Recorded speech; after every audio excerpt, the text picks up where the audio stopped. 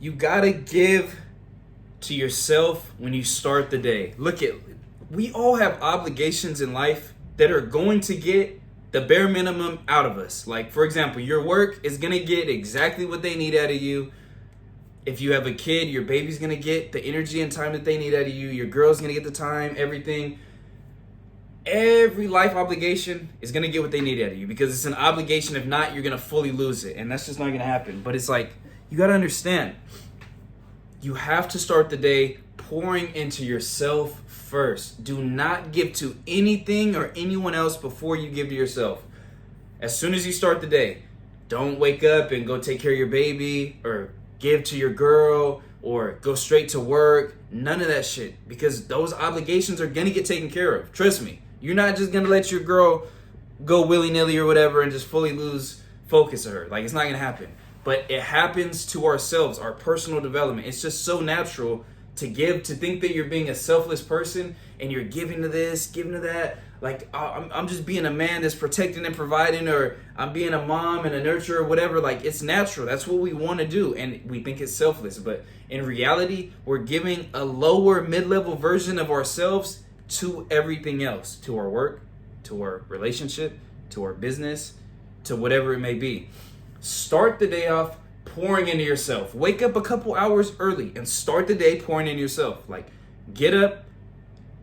If you set an alarm, get up at the time that you set the alarm, because everything we do as humans is habit forming. And if you push back and push snooze on the time that you set, you're pushing back the first goal of the day, and you're telling yourself that the shit that you have planned really isn't that important. It's really not that big of a deal, but it is a big deal. It's a massive deal because it's a part of creating the best version of yourself. So that's the first thing. Get up at the time that you say you're gonna get up. Get up and read. Read from the top people. People that have done the things that you already want to do. If you're a mom or a dad, learn how to be a better parent. Like, if you're focused on this career field, learn about being the best at that career field. Like, there's books, there's people. Everything has already been done. So don't go into this world trying to learn a bunch of new shit on your own. Just learn from someone else. So get up on time, start to read, get in such a good workout, because have you ever gone to the gym and been like, this was a waste of my time? No one has ever fucking said that unless they didn't put in any work. And even then, you still feel better than had you not gone to the gym. But regardless, go in, get an intense workout, get your blood flowing, get the oxygen going in your brain. Like, you are going to feel so much better. It puts you in that high frequency state of mind. It gets rid of all the negativity, brings in all the positivity. You start to see 1,000 solutions in the world versus 1,000 problems that you naturally see waking up at that low level energy. So boom, you started your day off. You got up a couple hours early. You got up on time. You started to read. And now you've gotten in a workout that just literally made you feel better, look better. You're going to go home, shower, look in the mirror and be like, damn, I look good. I feel good. How many times do we look at ourselves in the mirror? Don't you want to look and feel good? So boom, you're already on the path to creating a solid individual. Just your energy is good, you feel good, you look good. And now you're going to start your day with a meal that is in alignment with the person that you want to be. If you want to drop fat, if you want to build muscle, if you want to tone your body up, if you want to look a certain way, you start your day off eating a meal that you know for sure is in alignment with that goal, which would be knowing your macronutrients. It's proteins, fats, and carbs. No, it's not confusing. It's not difficult. It's proteins, fats, and carbs. Macronutrients. It's what food is made up of, right? There's a specific number to your body. There's a specific number to someone else's body and their goals. Learn your macronutrients. If you don't understand it, hire a coach. Get someone that's going to figure it out for you, because it's going to save you so much time, so much headache, and just get you straight to the goal that you want, instead of fucking around bullshitting and just trial and error. Oh, it doesn't work. Oh, it's not worth it. It is worth it. It's about creating someone that you love and respect. So figure out your macronutrients and then eat a meal that's in alignment with that. That's a massive win, because you had the opportunity to not eat that food that was going to make you look better. You could have ate something else.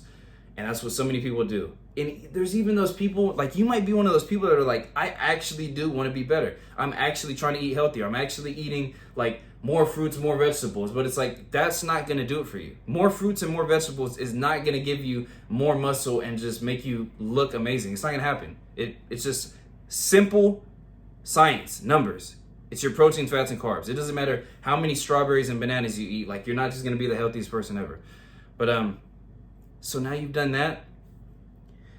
Like, look at how good your morning has been. Within the first few hours of being awake, you got up on time, you read to be better, to learn more about whatever you want to learn about.